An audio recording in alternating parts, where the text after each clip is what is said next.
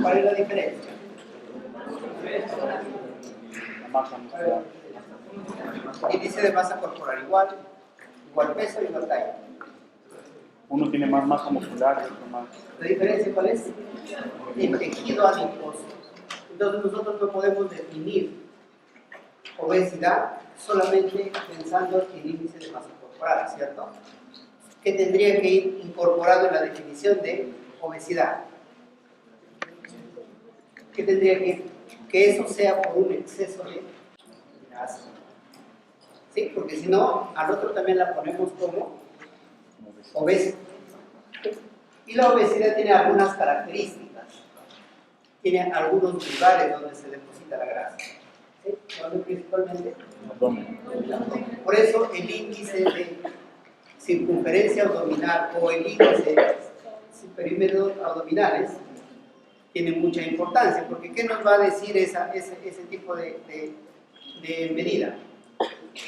¿Qué nos va a estar dando a entender? La presencia de grasa a ese nivel. En cambio del otro, ¿dónde no tendrá más grasa? Probablemente los dos tienen. ¿Por qué es tan importante? ¿Por qué será tan importante la obesidad? Porque la mortalidad se relaciona con ser obeso. ¿Sí? O sea, más se mueren las personas con obesidad. ¿Y con qué se relaciona? ¿Cómo se llama todo eso? En su conjunto, ¿cómo se llama? Síndrome metabólico, ¿no? Enfermedad metabólica. Sí, enfermedad metabólica, en su conjunto.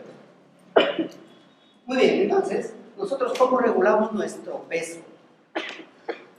Leyendo obesidad dice, pero si es tan malo, si es tan fácil decir como menos y hago más ejercicio, ¿será así tan fácil la ecuación? Hago más ejercicio y como menos. ¿Automáticamente se traduce en un peso adecuado? No. Hay muchos factores relacionados ahí. O sea, en la regulación del peso hay muchos factores relacionados ahí. O sea, no es la ecuación gasto más energía e ingresa menos energía. O sea, la ecuación no es automáticamente peso así, sino que hay muchos factores relacionados. Entonces tiene que ver mucho con el apetito. Entonces tenemos que de alguna manera saber cómo funciona, se llama fisiología del apetito. Cómo funciona. Y esto ha ido cambiando. Ya no le he puesto, antes ponía unos diapositivas acá de los núcleos, porque eso ha ido cambiando y ustedes de repente van a encontrar informaciones distintas. O sea, lo que actúa por un sitio, por otro, un núcleo hace una cosa, otro. O sea, actualmente como que ya se pierde un poco esos conceptos del núcleo de la saciedad y núcleo del hambre, porque ha ido cambiando. Entonces mejor optamos por ya no poner eso, porque son conceptos que están cambiando todavía, no conocemos. Pero en general, ¿qué nosotros sabemos? Que para que controle el apetito hay tres factores importantes. ¿Sí? Hay tres factores importantes. El factor neural principalmente es una aferencia que viene a través del vago. ¿Qué está percibiendo el vago? Alimentos, pero principalmente está sensando distensión. Eso irá a las señales nerviosas. Del cerebro vendrá algo en respuesta a eso a través del nervio. Respuestas nerviosas vendrán en respuesta al vago. Sí, principalmente las respuestas simpáticas y parasimpáticas. Pero además habrá un control hormonal. ¿Habrán hormonas relacionadas acá? Sí. ¿Cuáles son las hormonas? Aquí está la principal, pero no es la única, es la leptina. La leptina. ¿Dónde se secreta la leptina? Pero tenemos a la insulina, el cortisol, los péptidos intestinales, la grelina, que es otra de las sustancias más importantes, por ahí va a ver esta diapositiva donde están produciendo, y algunos metabolitos y iones también. También interviene el sodio, el potasio, pero principalmente un metabolito muy importante, que es la glucosa. Miren, entonces tenemos factores neurales, hormonales y metabólicos, regulando el peso. Entonces ya no es sinónimo de como menos y gasto más energía, porque ya están metidos otros factores acá. Muy bien, en respuesta a eso, en el cerebro nosotros ¿qué hacemos? en respuesta a señales metabólicas, a señales hormonales o a señales neurales, hacemos en el cerebro, sucede algo, ¿no? Se liberan péptidos o neuropéptidos. Y hay péptidos orexígenos y hay péptidos anorexígenos.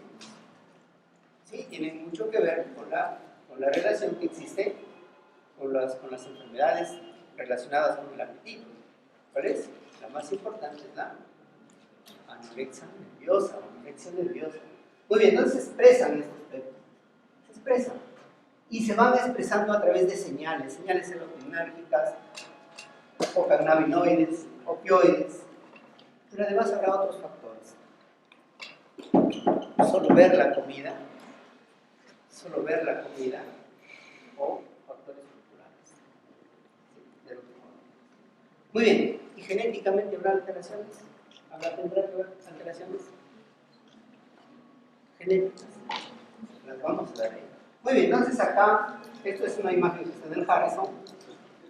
Habrá factores que tienen que ver con el apetito y hay factores con la saciedad. Aquellas que van reduciendo el apetito y aquellas que van aumentando el apetito. Muy bien, pero miren, una ecuación de estas más importante era el gasto energético. O sea, cómo gastamos nosotros nuestra energía. Y miren lo que sucede. El metabolismo basal, o sea, el hecho de estar solamente viviendo, aún cuando estuviéramos echados, gasta casi el 70% de nuestro metabolismo. Miren, solamente por vivir. Solamente por estar ahí. Si además nosotros hacemos algo de ejercicio, miren el ejercicio, ¿cuánto te incorpora? Un poquito incorpora. Por eso, en su máquina trotadora, ¿cuánto sale? Sale que media hora te demoras ahí, ¿cuántas kilocalorías has gastado? 200, 300. ¿No? En un pan, ¿cuántas kilocalorías hay en un pan? Hay 200 kilocalorías. Manda media hora para consumir lo que ha ingresado en un pan. Muy poquito, ¿no? Muy poquito, por eso la ecuación no es así, pues no es sinónimo, hago más ejercicio porque no aumentamos por ahí. ¿Qué tendríamos que aumentar más? Miren, ¿dónde estaría el gasto mayor? En el gasto energético basal. Muy bien, y por el costo energético, por el hecho de alimentarlo, nada más, ahí también hay una gran cantidad. Pero interviene aquí un factor más importante que es la termogénesis adaptativa. Unos lo llaman como el metabolismo hecho por el tejido pardo o la grasa parda. ¿Cuál es la diferencia con la otro tipo de grasa que tenemos?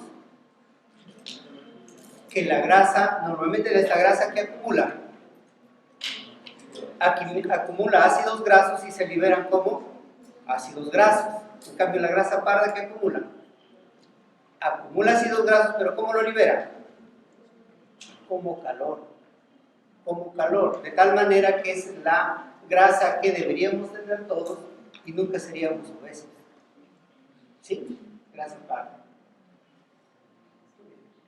Esto es lo que sucede en el cerebro. Esta es una última diapositiva, una última imagen que finalmente este año 2018 decía: ya no podríamos hablar de centros, este es el hipotálamo, de centros en el hipotálamo. O sea, hay una mezcla ahí de núcleos y se involucran todos finalmente.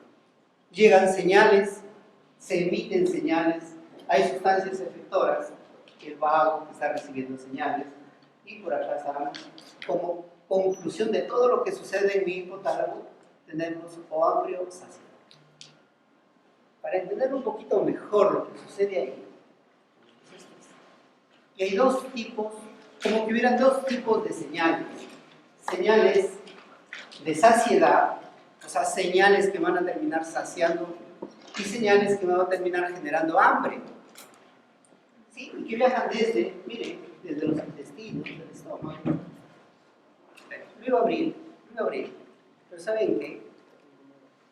Cuando uno puede pedir, por favor, las cosas, ¿cierto? O sea, hay cosas que no se pueden exigir, que se pueden pedir por favor, no exigiendo. Muy bien, entonces decía, hay señales de saciedad y hay señales de apetito. Entonces, ¿con qué tiene que ver esto? Si tienen que aprenderlo. Las señales relacionadas con la propia melanocortina, células relacionadas con la propia melanocortina, que me dan saciedad, y señales relacionadas con el neuropéptido Y, o con la proteína relacionada con el agao. Son como dos grupos de señales. Unas que van a terminar dándome hambre y otro grupo de señales que me van a tener dando saciedad. O sea, antes decíamos que llegaban a núcleos. Ahora ya no se sabe esa relación que existe con los núcleos. Simplemente como hablamos de los efectores TH1, TH2, aquí señales que me terminan dando apetito o señales que van terminando saciedad. Hacia abajo, ¿quién tenemos? La insulina y la leptina. La leptina principalmente, ¿qué me dará? Hambre. La leptina, en respuesta ¿a qué se va a liberar? ¿Quién está liberando la leptina? Los adipocitos, el tejido graso. ¿En respuesta a qué se está liberando? A que tengo mucha grasa. O sea, más grasa tengo, más leptina libero. ¿Para qué? Quiere hacer algo normal, quiere normalizar algo. Quiere dar saciedad. O sea, quisiera que la persona no se alimente más. Pero lo puede conseguir. ¿Por qué no lo consigue? Si esa es su actividad normal, ahí está. Saciedad. Eso termina en saciedad. ¿Por qué no lo consigue? Y más adelante vamos a tener esta respuesta ya. ¿Por qué no consigue la leptina? Porque el aumento de leptina, que se supone que debería darme saciedad, no lo hace. Muy bien, y por el otro lado tenemos los péptidos relacionados con el ADN. Muy bien, miren, aquí tenemos origen periférico, origen central de las sustancias relacionadas con el apetito. Anorexigénicas son todas aquellas que me van a causar falta de apetito, y orexigénicas aquellos que me van a causar apetito. Miren lo fácil que es aprenderlo. Periférico, si la pregunta ¿cuál es? Sustancia periférica que induce el hambre. Miren lo fácil. Sustancia o neuropéptido central que causa el hambre, o causa apetito, perdón. Los dos, les decía, los dos más importantes, son las células relacionadas con el neuropéptido y con el péptido relacionado con el agao. Son las dos más importantes. Hay otras más, sí. Hay otras más. Hacia arriba está un poco más difícil de aprender. ¿Sí? Hacia arriba sí. Pero miren qué teníamos hacia arriba. Finalmente tenemos todas las de arriba. O sea, por abajo tenemos muy fáciles para aprender. El resto, ¿qué te está causando? Falta de apetito. Falta de apetito. Muy bien, no sé si esto te he contado, pero tenía una paciente, tiene 32 años, es contadora, que a los 17 años o a los 16 años, cuando estaba en el quinto año de secundaria, comenzó a verse gorda. Pasaba por todos los consultorios porque quería que le hagan una receta. No era gorda, pero se veía gorda. Como los médicos no le hacían caso, que comenzó a tomar diuréticos y laxantes. Cuando terminó la universidad, que fue 6 años después, terminó con sus riñones. O sea, hizo insuficiencia renal por anorexia. Muy bien, se fue a diálisis, terminó en diálisis, ahí la conocí yo. Llegó a diálisis y era flaquita. Y le decía, ¿cómo estás? Yo le preguntaba, ¿cómo estás? ¿Saben qué me contestaba? Gorda. Me decía, estoy gorda, estoy hinchada. Le ponía al lado de una persona que sí estaba hinchada. Y le decía, ella está hinchada, tú no estás hinchada, pues los pies eran musculositos, ¿no? Me decía, no, yo estoy hinchada. 2 años después su hermano le donó su riñón y se hizo un trasplante de riñón. El riñón está muy bien, son hermanos que van muy bien, la compatibilidad es muy buena. Y cuando el trasplante viene al consultorio, le digo, ¿cómo estás? ¿Sabes qué me dice? No estoy bien.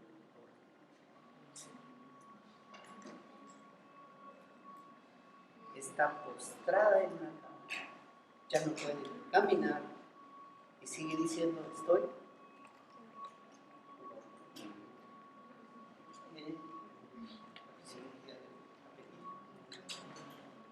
¿Sí? La fisiología de la...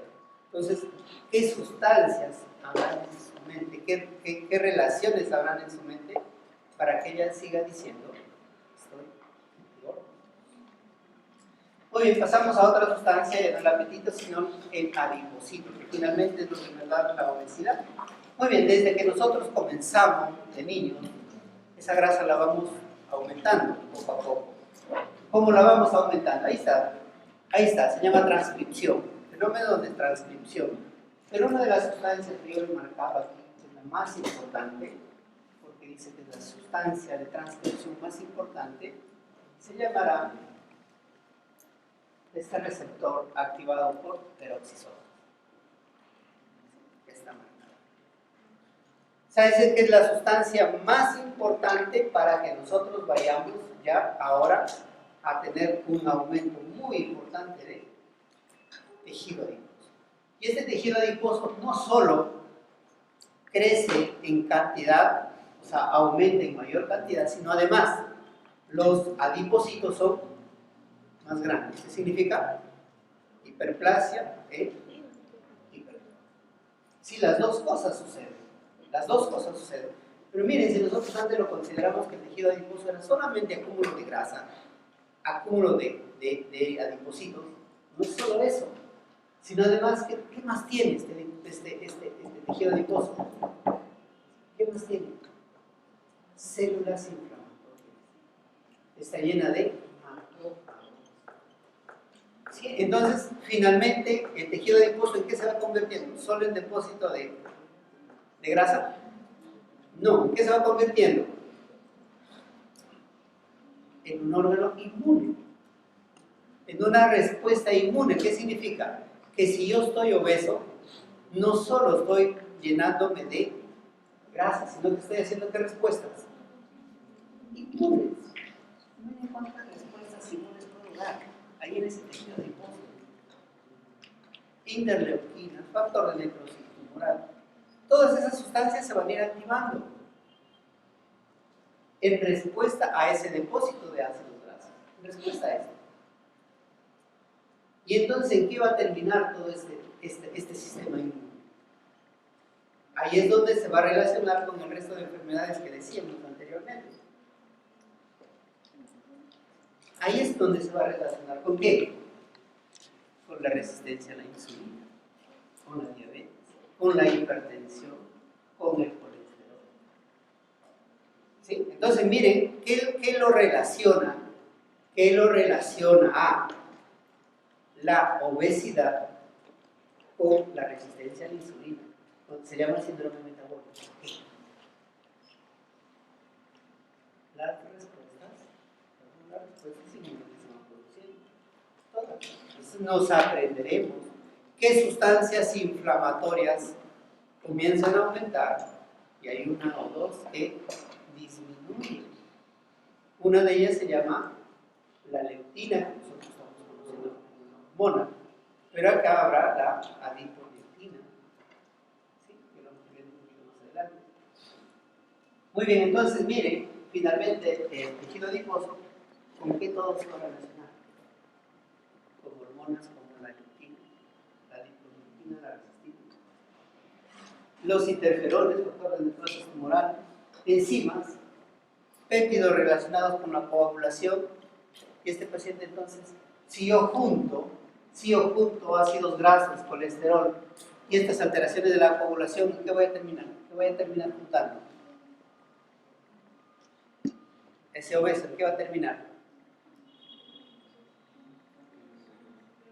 Formación de placas aterogéneas.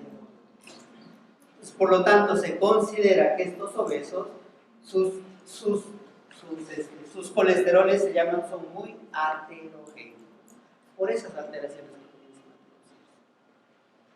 producirse. O sea, no es sinónimo de que de repente, si una persona está flaca y tiene colesterol de 300, es diferente a una persona obesa que tiene colesterol de 300. ¿Cuál es la diferencia? La aterogenicidad. ¿Qué significa eso? La capacidad que tienen los ácidos grasos de formar placas aterogéneas. Lo mismo se puede. Muy bien, entonces vemos que obesidad entonces no es solo un sinónimo de comer más y gastar más energía. Ya no es sinónimo de, hay otros factores referentes ahí con el adipocito y con el apetito. Muy bien, hay una causa de obesidad. ¿Habrá familias obesas? Hay familias obesas. Pero entonces habrá factores de obesidad. ¿Dónde está el factor? El factor, el gen, tal, se relaciona con eso. No existe o algo así. Entonces dice que los hijos de familias, los hijos adoptivos en familias obesas, los hijos adoptados en familias obesas, ¿saben a quiénes se parecen? A sus padres biológicos. Pero también nosotros vemos, se llaman las familias obesas, o sea, padre obeso, madre obesa. ¿Cómo es el niño? Obeso. Entonces, acá hay una mezcla de factores genéticos y ambientales. O sea, es esa mezcla, no es ninguna no es una más importante que la otra, sino factores genéticos y factores ambientales que se mezclan. Hay algunos factores y lo vamos a conocer por ahí. Muy bien. Acá hay algunas relaciones, familias obesas, herencia, o sea, no es que necesariamente es de padres obesos inmediatamente. Dice que mayor importancia tiene un factor ambiental. Ahora están hablando mucho de las alteraciones de la microbiota intestinal que podrían tener relación con la obesidad. Muy bien, pero llegamos a la leptina, conocer un poquito más a la leptina. Entonces decíamos, ¿dónde se genera la leptina? En el tejido adiposo, en los adipocitos. Más adipocitos tengo, más cantidad de leptina voy a tener. Pero miren, si la leptina, su efecto, ¿cuál es? Disminuir el apetito, la saciedad. Y les decía, estoy más gordo, más obeso, tengo gran cantidad de leptina, ¿por qué no consigue esto? ¿Por qué no consigue? Se llama resistencia funcional a la leptina. Significa, hay más leptina, hace todos estos efectos, debería hacer todos estos efectos y debería terminar en disminución del apetito. Esto no es así. Aumenta, pero el apetito no disminuye. O el obeso deja de comer. No deja de comer, al contrario, más hambre tiene. ¿Por qué? Entonces, ¿dónde falla esto si tiene más leptina? ¿Dónde falla? Se llama resistencia a la acción de la leptina. Esa parte de resistencia, ¿dónde exactamente en este camino? ¿Dónde está la resistencia? Aún no se conoce. Se cree que, pasado determinado nivel de leptina, el cerebro pasa, o la leptina pasa la barrera hematoencefálica. Aumentando una cantidad mayor de leptina, la leptina ya no pasa. De tal manera que uno dice, no tiene por qué haber ningún efecto adicional porque no pasa la barrera hematoencefálica. Hay otros que dicen que hay alteraciones en el receptor de la leptina, como que el receptor solo capta determinada cantidad y por más que haya una gran cantidad de leptina, ya no va a hacer ese efecto porque no hay más receptores. O sea, esta parte, como la leptina no se traduce en disminución del apetito, no se conoce bien todavía. Pero todo ese proceso de no ser adecuado se conoce como resistencia funcional a la acción de la leptina. Muy bien, ¿dónde se descubrió? Miren, tenían ese ratones.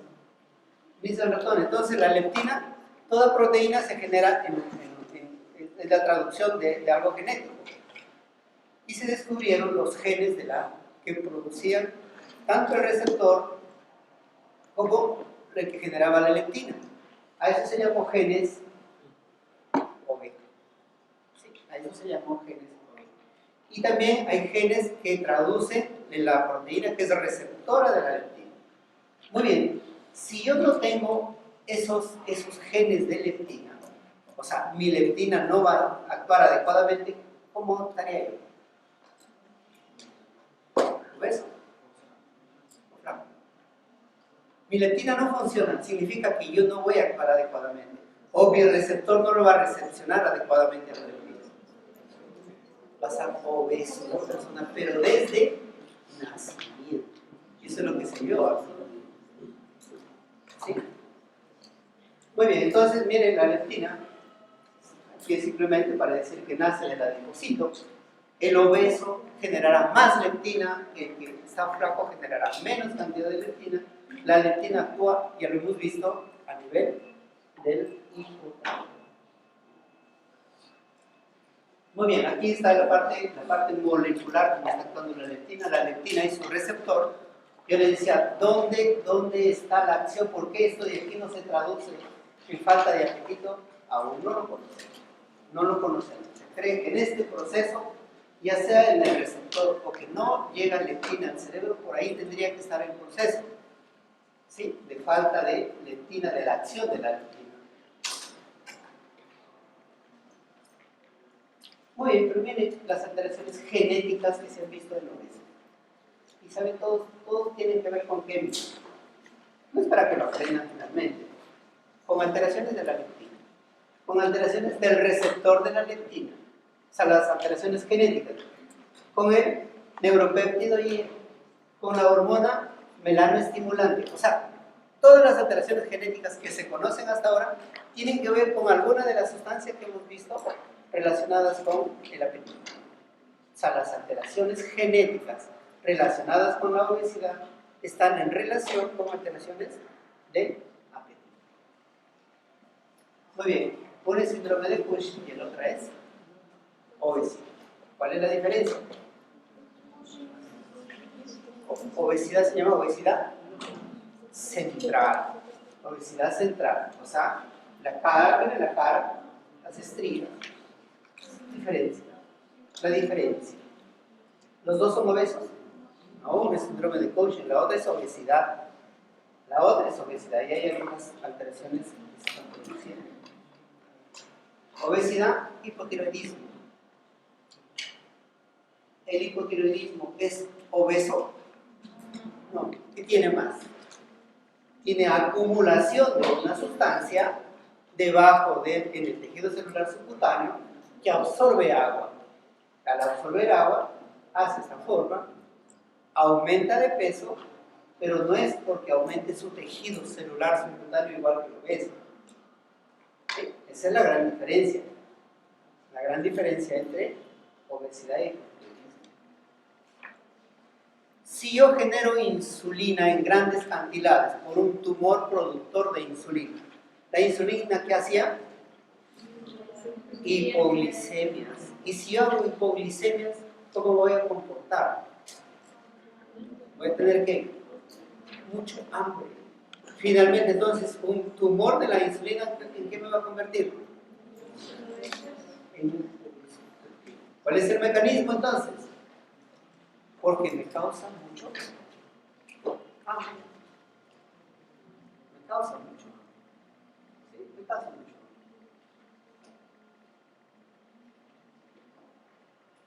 Las alteraciones del hipotálamo, ¿dónde decíamos? ¿Quién lo regulaba el hipotálamo? Decíamos, antes hablábamos de núcleo, ahora no hablamos tanto de núcleo.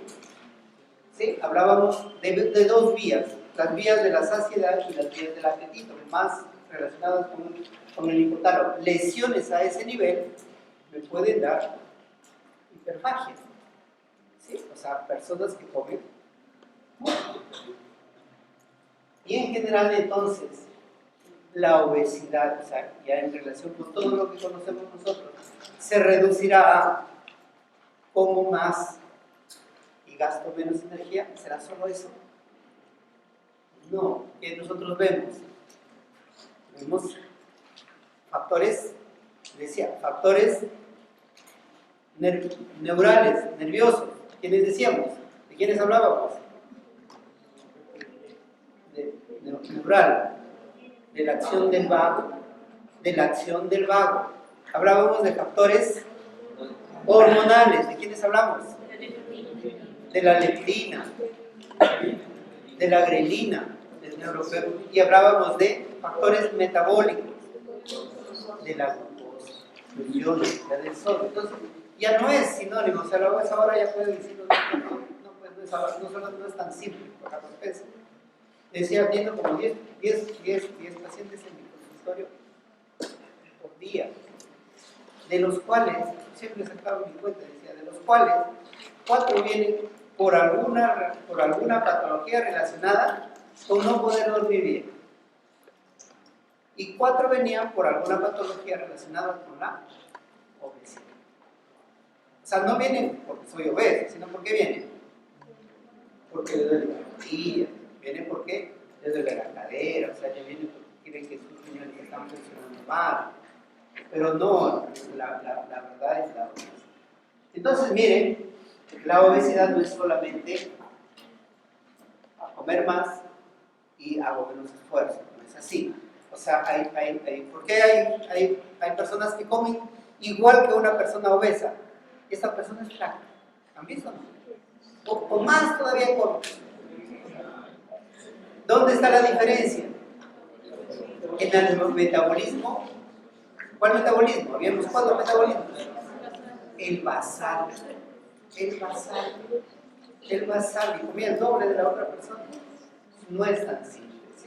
No es tan simple el metabolismo basal. Entonces, el obeso que dice, como poquito, como poquito y no sé por qué estoy enfermo, por qué estoy así, si ya he dejado de comer y sigo así. Entonces, ¿qué tiene que ver aquí? ¿Qué tiene que ver? Si nosotros comemos más, en ese momento de comer más, ¿gasto más energía o menos energía? Solo el hecho de comer más. ¿Gasto más energía en ese proceso o menos energía? Gasto más energía solo comiendo más. Y si como menos, ¿qué va a pasar? ¿Qué va a pasar si como menos? Gasto menos energía. ¿En dónde estábamos en esa ecuación? Miren, vamos al inicio.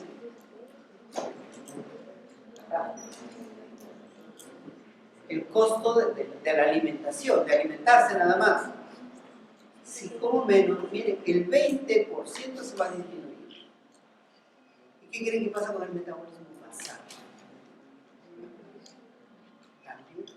O sea, si yo decido hoy día comer menos, ¿saben qué va a pasar con mi organismo?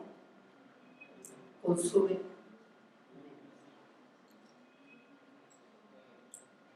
¿Sí? Entonces es como, a ver, ¿cómo decía? O sea, el cuerpo no es una máquina, ¿no? Que es automático de ir para acá y automáticamente. Entonces, si la persona dice, pero si he dejado de comer, ¿por qué sigo con el mismo peso? ¿Por qué? Dejado de comer, pero no como. ¿Qué pasó con su gasto energético? Disminuir. Entonces, aparentemente tú dejaste de comer menos, pero tu gasto energético disminuye. Finalmente, ¿cómo estás ahora en el balance total? Igual. Sí, igual. Entonces, esto no solo es, o sea, la obesidad, el manejo de la obesidad no se relaciona solamente, come menos y automáticamente estás bajo de peso. ¿No es así?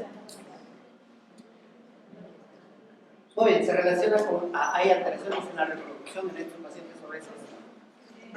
Sí, ya sea hombre o ya sea mujer, hay alteraciones en la reproducción.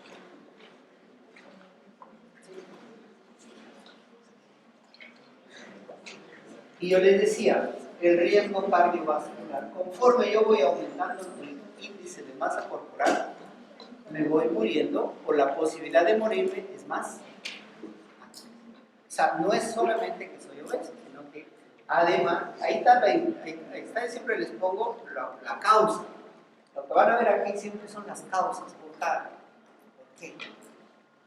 ¿Sí? O sea, el mensaje es, estoy más obeso, me muero más. Pero ahí no están las razones. Ahí están las razones.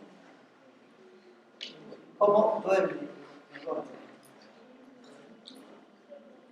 ¿Cómo duerme? ¿Cómo se llama esa respiración? La respiración del obeso, ¿cómo se llama? Apnea o síndrome. Apnea obstructiva del sueño, así se llama. Síndrome de Pigwin, ¿qué más se llama? ¿Qué tipo de respiración les preguntaba? ¿La respiración de Cheyne-Stokes? De Cheyne-Stokes, ¿qué hace el obeso? Hace una gran inspiración, sigue bajando hasta que hacia apnea y de nuevo ¿Por qué lo hace la apnea? ¿Qué hace? Acá hace así. Apnea y de nuevo vuelve. Normalmente nosotros, en función de qué respiramos, ¿por qué seguimos respirando? ¿En respuesta a qué? A la disminución de oxígeno. ¿Sí? Pero estos, como crónicamente están disminuidos de oxígeno, entran los otros, yo los llamo los rescatadores. Significa el pH y el CO2. Se llama a nivel central, a nivel del centro de la respiración, porque a nivel periférico está el oxígeno, pero a nivel central, ¿quién actúa? El pH y el CO2. Entonces, en ese momento de apnea, ¿qué pasó con el CO2? ¿Se está disminuyendo? ¿Está igual? No, se está acumulando el CO2. Determinado nivel aparece de CO2 y hace este disparador, se llama el disparador de la respiración. Entonces, él respira por el incremento del CO2. Muy bien, ¿y por qué hace? Miren cómo lo cierra. Sí, por eso rojo. Por eso rojo. Forman más cálculos los obesos. ¿Sí? Cálculos biliares, principalmente de colesterol. Ahí están los mecanismos. Sufren más cáncer. Miren, más posibilidades de tener cáncer. La explicación de esta se relaciona con el estrés oxidativo. Y el estrés oxidativo altera las proteínas relacionadas con el control del ciclo celular. Ahí están las proteínas, la P53. Muy bien, entonces, ¿el obeso va a tener más cáncer? Sí. Hay dos tesis que han hecho sus compañeros relacionando, uno con el cáncer de hígado, con el cáncer de la vesícula y otro relacionado con el cáncer de riñón. Y en los dos, una tesis muy simple. Veían los pacientes con cáncer de riñón y los que no tenían cáncer de riñón. Y fueron a ver su índice de masa corporal. ¿Qué encontraron? Que los obesos tenían, o que los que tenían cáncer de riñón tenían mayor antecedentes de, mayor cantidad de pacientes eran. Esta es la explicación. ¿Han visto ese jueguito? ¿Sí? ¿Han visto ese jueguito? La explicación también. No. Y la última relacionada con la obesidad, que la dejé lo último, se relaciona con la resistencia a la insulina. ¿Qué de aquí ingresa el tema de la diabetes, que tiene que ver con la resistencia a la insulina? Muy bien, ¿qué se cree finalmente? No se sabe en realidad por qué se produce resistencia a la insulina. Hay muchos factores. Te dicen el aumento de la lectina, la disminución de la adiponectina como las causas de la obesidad relacionadas con la resistencia a la insulina. Otros te dicen es porque en el músculo se va infiltrando tejido adiposo. llegar al tejido adiposo, a este músculo ya no lo deja funcionar bien.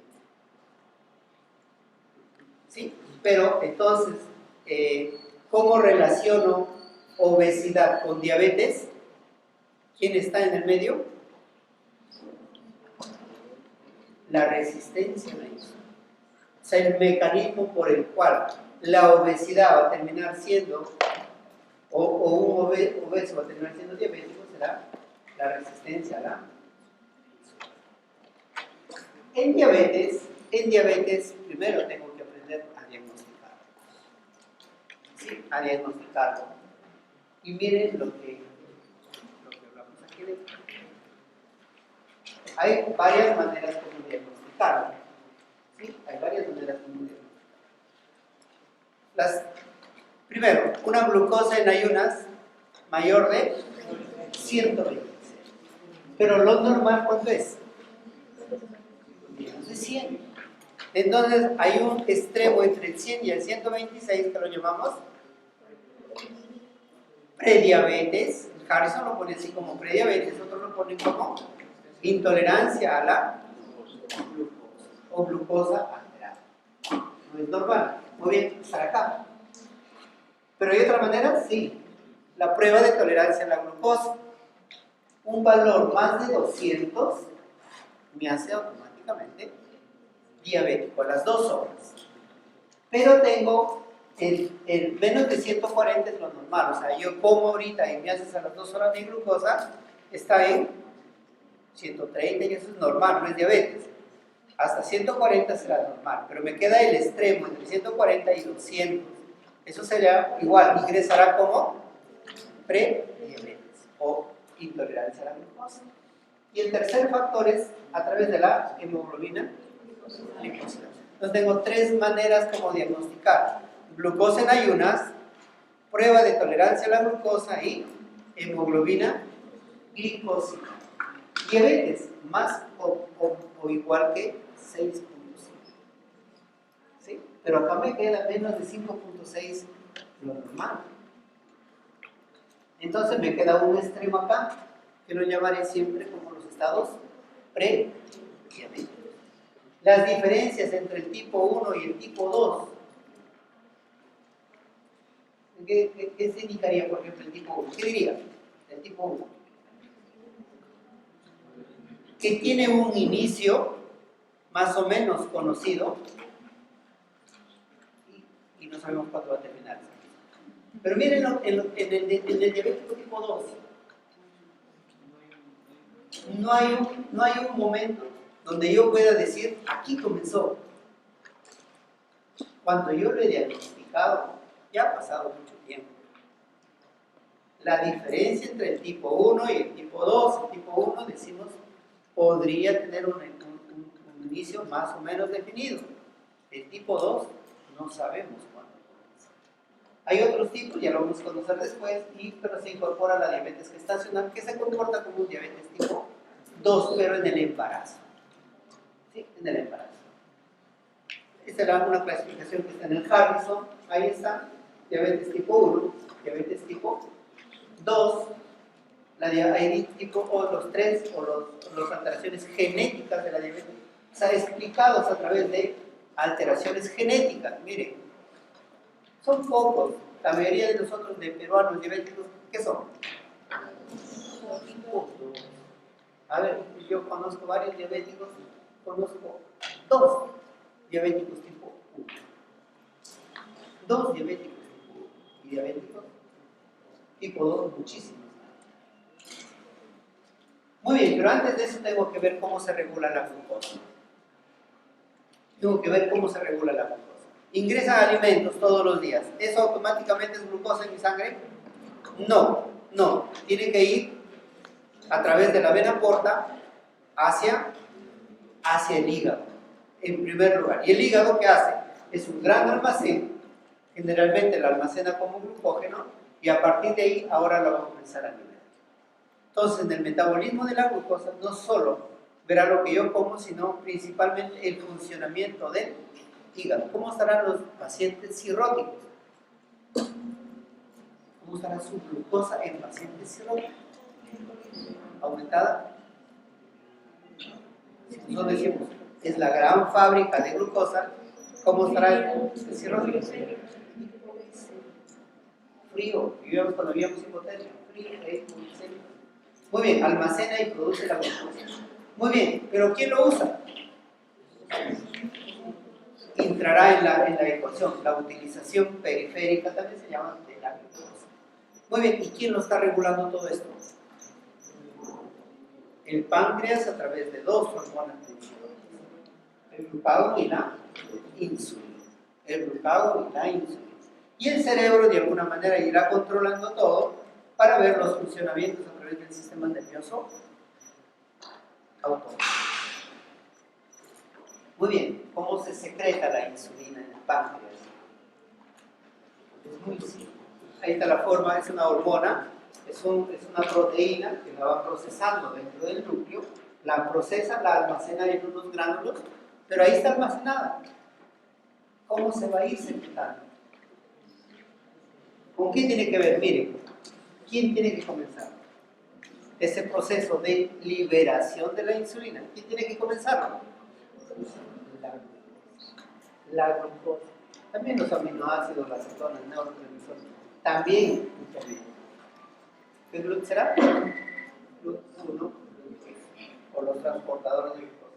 Muy bien, entra a la cadena respiratoria, entra a la formación de ATP. ¿Y qué terminamos? Formando ATP. Metabolismo normal de la glucosa. Muy bien, pero ¿para qué me sirve ese ATP? ¿Pero para qué? Para activar o inactivar una proteína. Se llama proteína relacionada con la sulfonilpurina. ¿Sí? Pero que además está acoplada con un potasio. ¿Qué sucede cuando se inhibe ese proceso? Se deja de ingresar potasio, perdón, deja de salir potasio, y ese proceso automáticamente se comienza en una despolarización. Ese proceso de despolarización de la membrana, el proceso de despolarización, ¿en qué termina? En un ingreso de calcio. Y el ingreso de calcio recién hace este proceso de liberación de la insulina. ¿Pero es el único factor que interviene?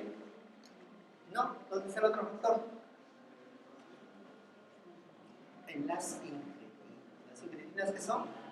Son proteínas liberadas en el intestino, cuando llegan los alimentos. Entonces, ¿qué hacen?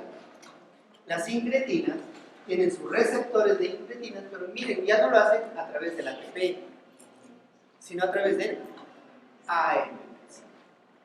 El mismo proceso de liberación de insulina, sí, entonces tenemos dos mecanismos para liberar insulina. Por eso, al paciente que le doy sulfonilurias, estará actuando allá. Al paciente que le doy agonista de los receptores de la incretina, actuará en este receptor. ¿Y los dos en qué van a terminar?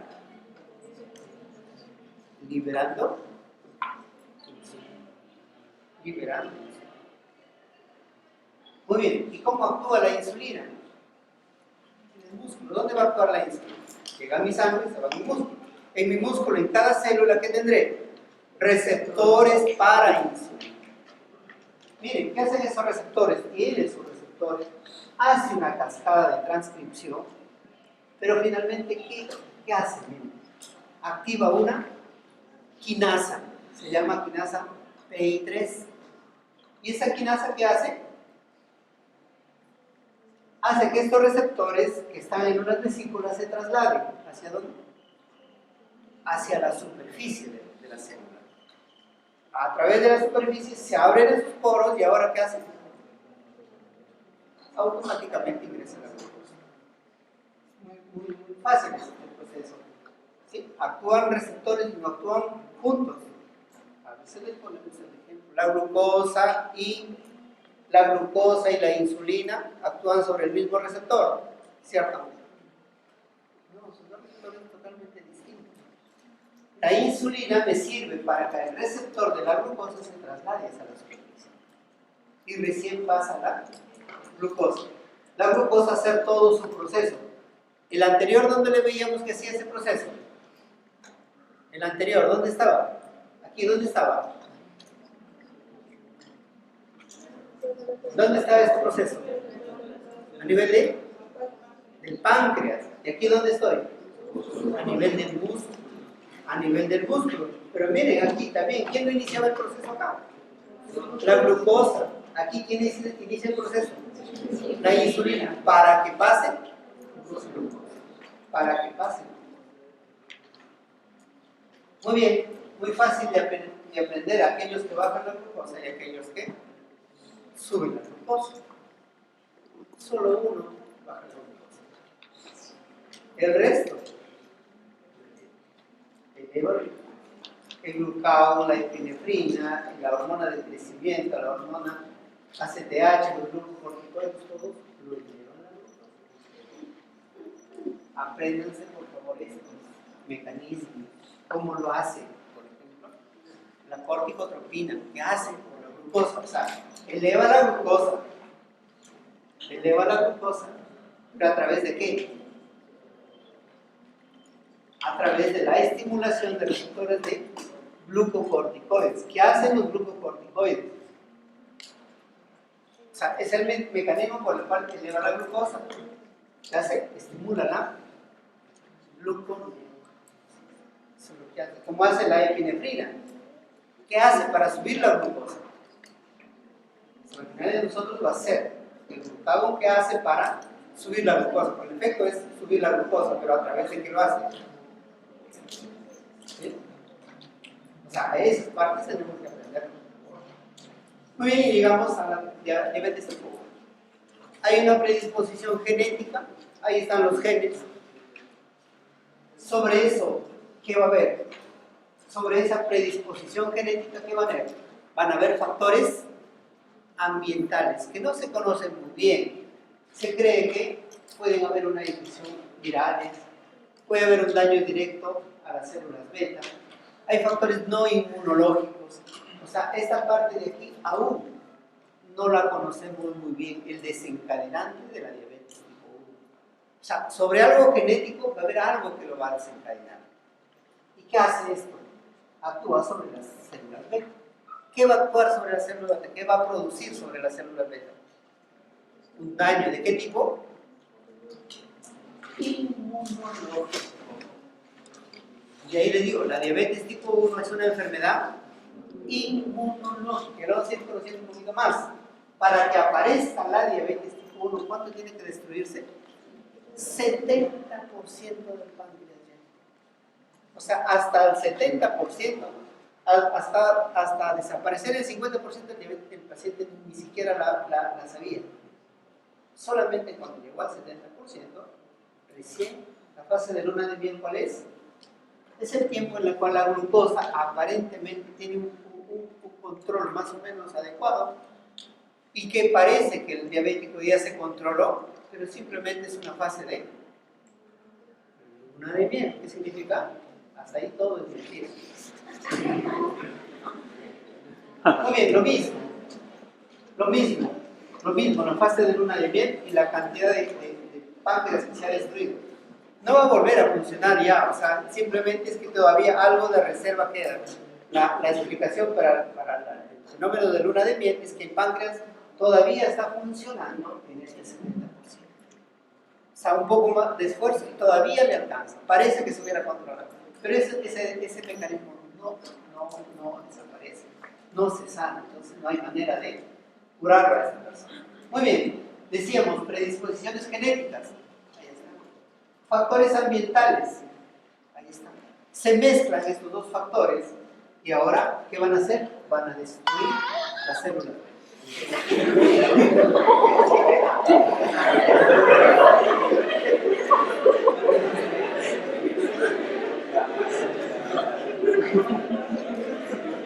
Está destruyendo sus células.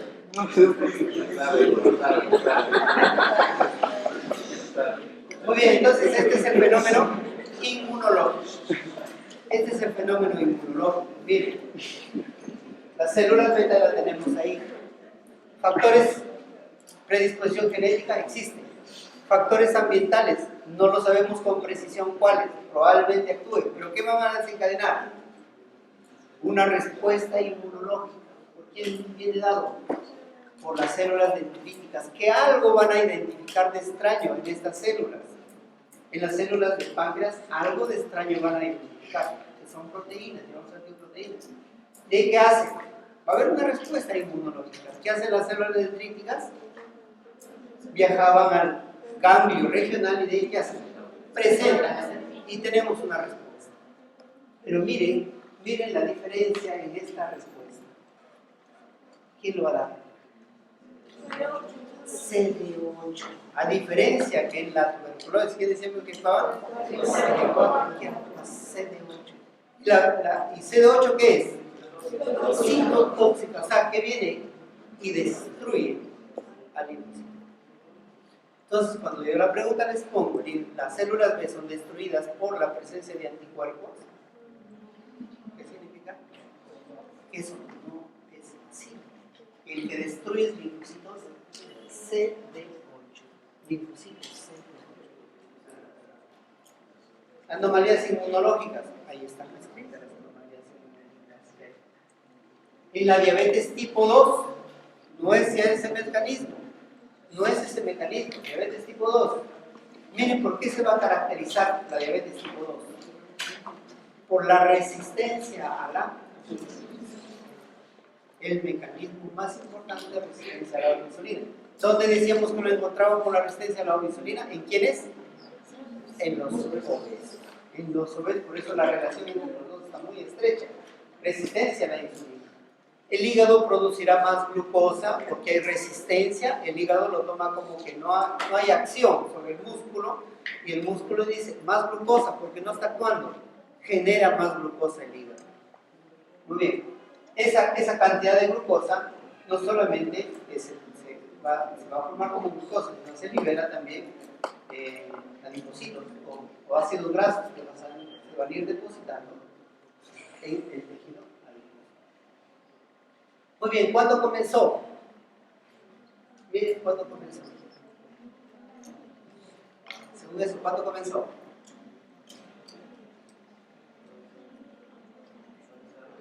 Desde el nacimiento. ¿Qué habría ahí? En el nacimiento, las personas que van a ser diabéticas, ¿qué son? ¿Cómo son en eso? Tienen un exceso de peso. Ahí comenzaron. Sí, ahí comenzaron. Y de ahí simplemente no sabemos en qué momento con exactitud. Todo eso, aquí sucede la diabetes, pero miren lo que ha tenido que pasar ya. Igualito que cuando hay una destrucción del páncreas para que pierda el 70%, en la diabetes tipo 2, para que haya la expresión de diabetes, ha tenido que destruirse gran cantidad de o un mal funcionamiento del páncreas en una gran cantidad. Hay factores genéticos en diabetes tipo 2. Pero alguno de esos o sea, significa que, por ejemplo, hoy día aparece un diabético y no voy a hacer alteración genética y me explicó todo lo que tiene. No. Hay las predisposiciones, pero sobre eso se va a desarrollar el principal mecanismo. ¿Cuál es? La resistencia a la. Muy bien, resistencia a la insulina. ¿Qué significa entonces? Por acá viene la sensibilidad. Cada vez que menos sensibilidad, más sensibilidad. ¿Qué significa sensible a la insulina? Que la insulina actúa. Resistencia a la insulina significa que no actúa la insulina, o sea, en vez de insensible, más resistente. Entonces, cuando estoy por acá, significa que soy sensible a mi insulina. Significa que mi insulina está actuando. Conforme mi insulina deja de actuar, ¿qué significa? Que voy perdiendo sensibilidad, o sea, me voy volviendo resistente. Conforme me voy volviendo resistente, ¿qué va a pasar con mi cuerpo? O sea, es como si yo tengo igual cantidad de insulina, igual cantidad, pero ¿qué no va a hacer? Su acción. O sea, me miden mi insulina en mi sangre, ¿y qué van a encontrar? ¿Disminuida? No, la van a encontrar normal. Normal la van a encontrar por acá. Pero esa insulina no va a actuar, por eso se llama resistencia a la insulina. Como no actúa, ¿qué va a hacer mi cuerpo? Va a ir generando más insulina. Entonces significa que conforme yo voy volviendo más resistente, mi insulina, ¿cómo va a estar? Aumentando. Ese se llama el índice de Ohm, que mide la cantidad de insulina que yo voy teniendo en mi cuerpo. ¿Sí? O sea, viene de ahí, de la glucosa por la insulina. Más insulina voy teniendo, más ese índice se va a ir aumentando. Que me va midiendo mi índice de la resistencia a la insulina. O sea, ese índice me sirve para medir la resistencia a la insulina. Entonces, voy teniendo más resistencia, pero la cantidad de insulina, ¿cómo va a ser? Más grande. Significa que si yo me hago mi insulina y soy resistente, si el valor normal es 20, ¿cuánto voy a encontrar? 25, 30, 40. Me está diciendo, tienes insulina, pero esa insulina no está funcionando, está siendo resistente. Y para que aparezca la diabetes, ¿qué tiene que pasar? Que por más insulina que yo tenga, esa insulina no actúa en la glucosa. Como si no actúa la insulina, ¿qué va a hacer la glucosa? Sube. ¿Por qué no me doy cuenta que soy diabético desde el inicio? ¿O por qué no me di cuenta antes? Porque esa subida de insulina hacía los efectos como si fuera una insulina normal. ¿Sí? O sea, si antes necesitaba 20 para hacer un funcionamiento normal y mi glucosa está en 100, ahora con 30 recién lo voy a dejar en 100. Pero si yo secreto solo 20 de insulina, mi glucosa está mucho más alta. O sea, ¿qué hace para que yo no me dé cuenta que ya soy diabético? Es que ese aumento de insulina está actuando.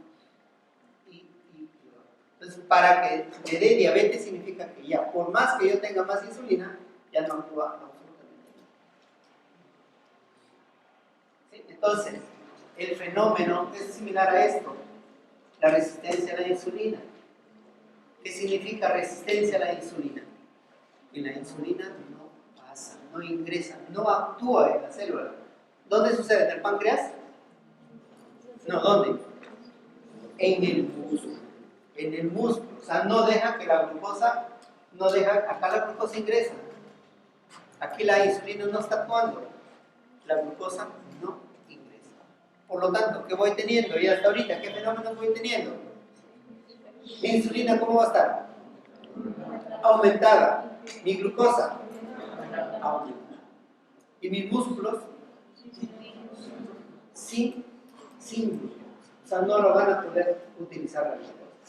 No lo pueden utilizar la glucosa. ¿Y de qué se van a acumular entonces? De tejido. De tejido. Por eso es tan difícil tratar al diabetes. ¿Sí? Por eso es tan difícil tratar el diabetes. Pero decíamos que la insulina no solamente actuaba por este mecanismo, por esta vía, del PI3, por esa vía, del fosfatidilinositol. Por esa vía, miren dónde terminaba. ¿Dónde terminaba? Utilizando la glucosa. La principal vía de la PI3 es utilizar glucosa, pero no es el único mecanismo cuando ingresa la insulina y utiliza glucosa. No es la única cosa que hace. Es que la insulina además activa otros procesadores. Se llama quinasas activadas por mitógenes. ¿Y en qué termina haciendo esa actividad? Ese proceso de allá se inhibe. ¿Y qué no usa entonces? Si la resistencia a la insulina, ¿qué no puedo hacer acá? Mediante este mecanismo. Utilizar glucosa. Ese mecanismo está inhibido. Pero este mecanismo sigue activo. Porque mediante este mecanismo, los niños pueden crecer. Se puede recuperar células. O sea, tiene efectos beneficiosos malos. Los malos, ¿por dónde vienen? Por estos efectos pro. ¿Sí? Significa que la insulina, y mientras más insulina tengo, ese efecto de ella se anula, el de utilización de diabético. Pero esta vía no. Y la persona va a estar en un estado inflamatorio mucho más activo. Se relaciona con la obesidad, se relaciona con la hipertensión mediante eso. Muy bien, en la obesidad y la insulina, miren, los efectos sobre la insulina. Ahí está, TNF, interleuquina 6, adiponectina, los ácidos grasos libres. Los efectos que se hablan sobre la glucosa. Entonces, todos estos mecanismos que yo voy teniendo en la obesidad, ¿dónde voy alterando ahora? A la glucosa. Por eso termino siendo diabético. Y vienen todos los diabéticos o todas las que son resistentes a la insulina, ¿con cuántas cosas se alteran? Desde ovario poliquístico, hipertensión. Decíamos, el resistente a la insulina tiene hiperinsulinismo. Sí, pero la insulina sube y sube, pero no actúa. Hiperuricemia, microalbuminuria, todo lo que tienen los resistentes a la insulina. Es decir, los obesos con resistencia a la insulina, miren cuántas vías se está activando. Esto es como se secreta normalmente la insulina en respuesta a los alimentos. Los diabéticos no hacen esa respuesta. Una respuesta muy grande inmediatamente de insulina, de generación de insulina ante los alimentos. Muy rápido, las células beta inmediatamente secretan insulina y después la van procesando de una manera más lenta, de tal manera que la glucosa siempre la mantienen normal. En los diabéticos, esas fases no existen. De tal manera que comes y tu glucosa, ¿qué hace? Por ejemplo, nosotros comemos. Esta fase rápida, ¿qué me hace? Que los alimentos que ingresaron no me generen una gran cantidad de glucosa alta. El diabético, al no tener ese pico, entonces, ¿qué hace? Come y su glucosa, ¿cómo es? Se dispara tan alto después de los alimentos. No hace ese pico.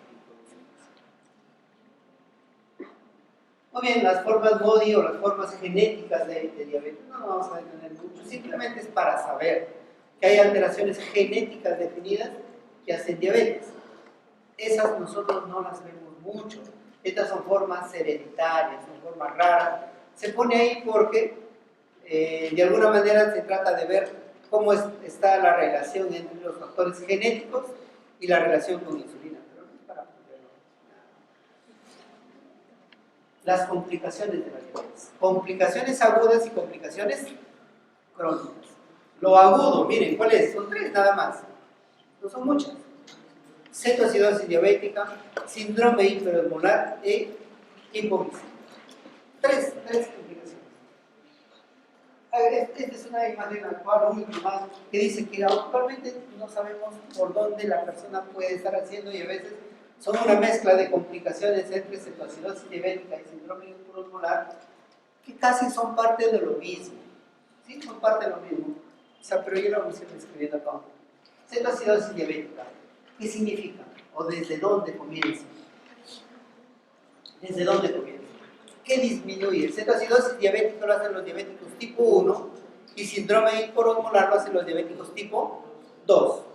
¿Sí? Entonces, la diferencia entre el tipo 1 y el tipo 2, ¿cuál es? El diabético tipo 1 no tiene insulina.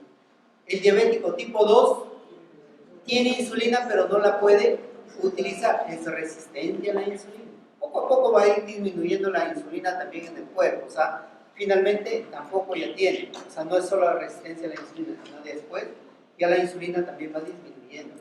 Pero en la tipo 1, o sea, hay deficiencia absoluta de insulina. ¿Qué pasa si la persona no le ponemos insulina?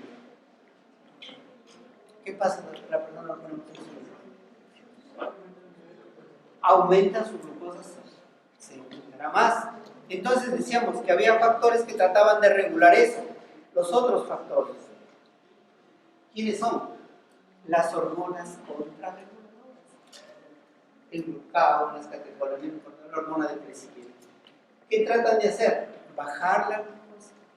bajar la glucosa. No lo puede, porque el que tiene que bajarlo es la insulina.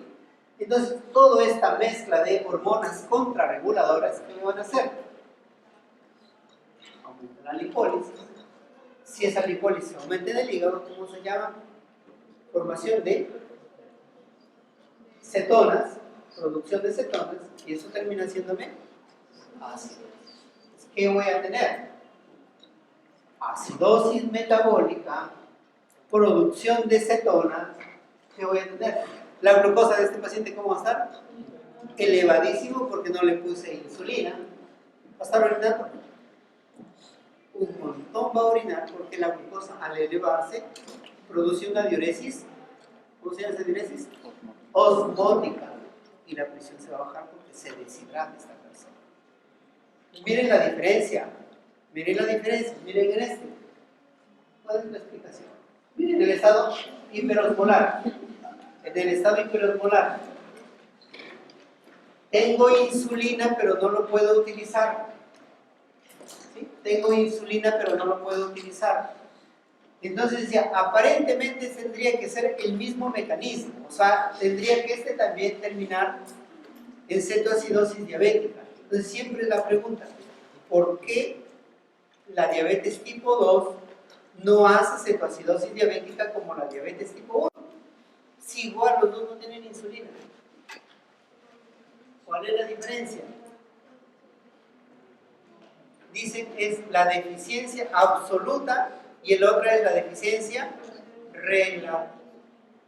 O sea, la respuesta a esa pregunta va a ser la deficiencia absoluta que sucede en diabetes tipo 1 y deficiencia relativa en diabetes tipo 2. Porque este no es que tenga insulina, sí tiene, lo que no lo puede utilizar. Dice entonces, la respuesta a esta poca cantidad de insulina es que los factores contrarreguladores actúan en menor cantidad. Entonces, si actúan en menor cantidad, por lo tanto, este lado de producción de cetonas y acidosis no se da.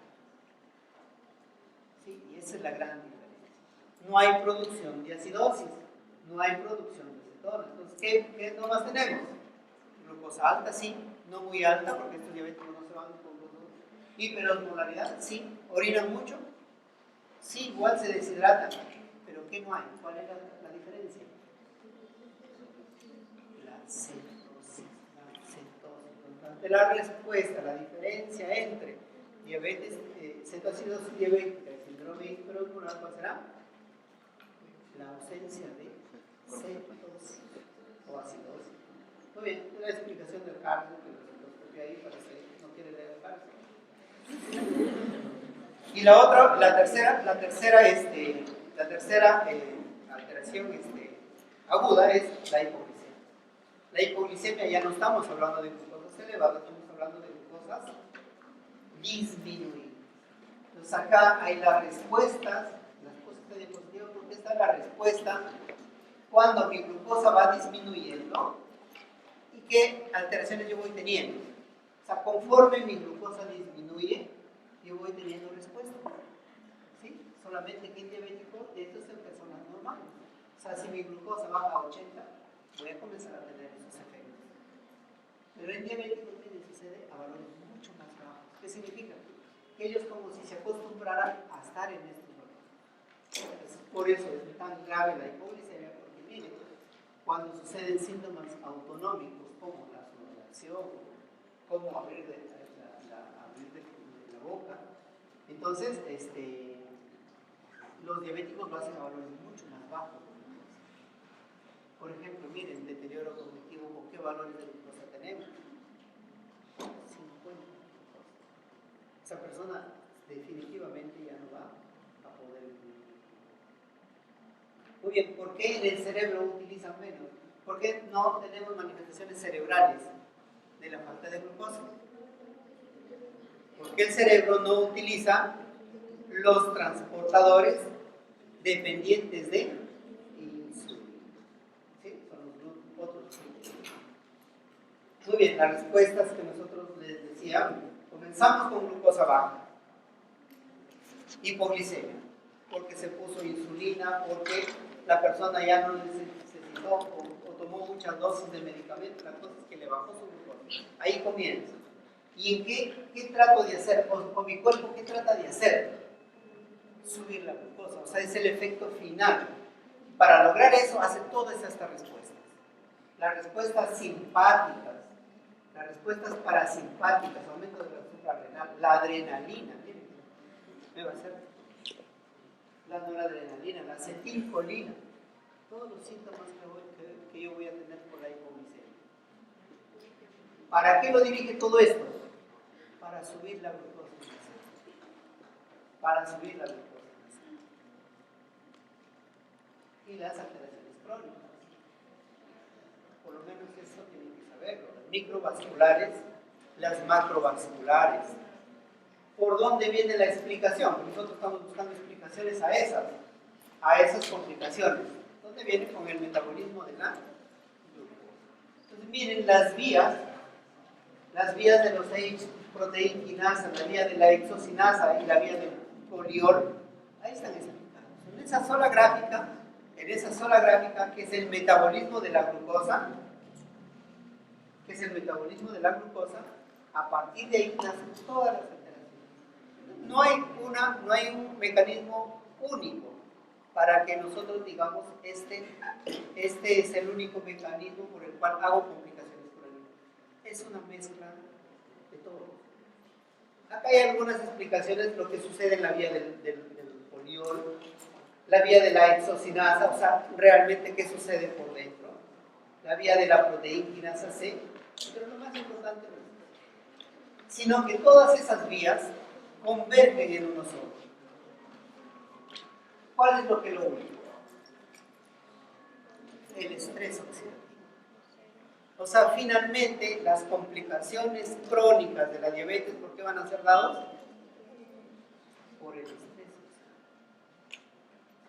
Todas las vías están arriba. ¿En qué van a converger? En el estrés.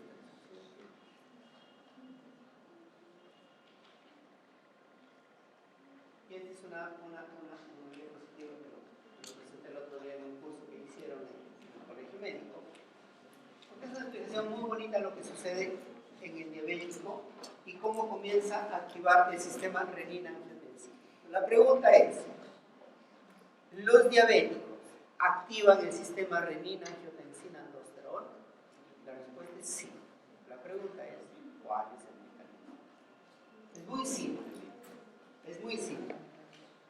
Esto es lo que sucede con una persona normal. Estos son glucosa y sodio. La glucosa y el sodio normalmente se filtran a través del glumero. Se filtran y esa glucosa y sodio pasan al túbulo contorneado proximal. En el tubo contorneado proximal yo reabsorbo el 80 al 90% del sodio y el 80 al 90% de la glucosa. De tal manera que en mi orina no va a haber casi nada de sodio ni de glucosa, porque la estoy reabsorbiendo. ¿Qué pasa en el diabético? Pasamos a un diabético. La glucosa, ¿hay más? Una gran cantidad de glucosa. ¿El glumero lo filtra o lo detiene? Lo filtra. Es una sustancia que pasa absolutamente nada. En el túbulo contorneado proximal entonces llegará una gran cantidad de glucosa. Pero ahí tenía yo transportadores para reabsorber la glucosa y el sodio. ¿Cómo se llaman esos transportadores? Sodio-glucosa se llama. Sodio-glucosa. Muy bien, entonces como yo tengo una gran cantidad de glucosa, esos transportadores los voy a estar actuando en una gran cantidad.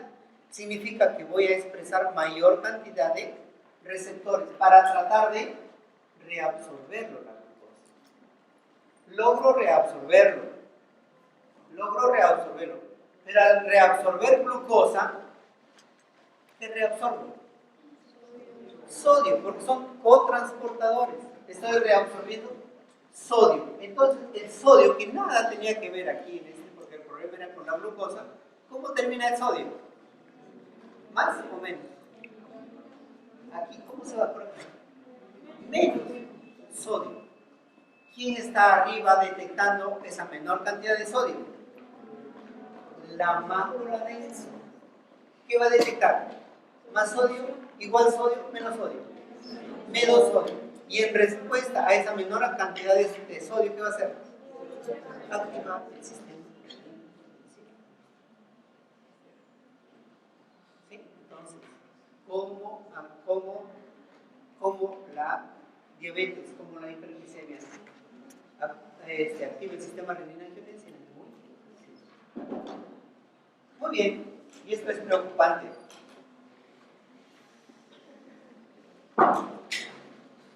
Esto es preocupante.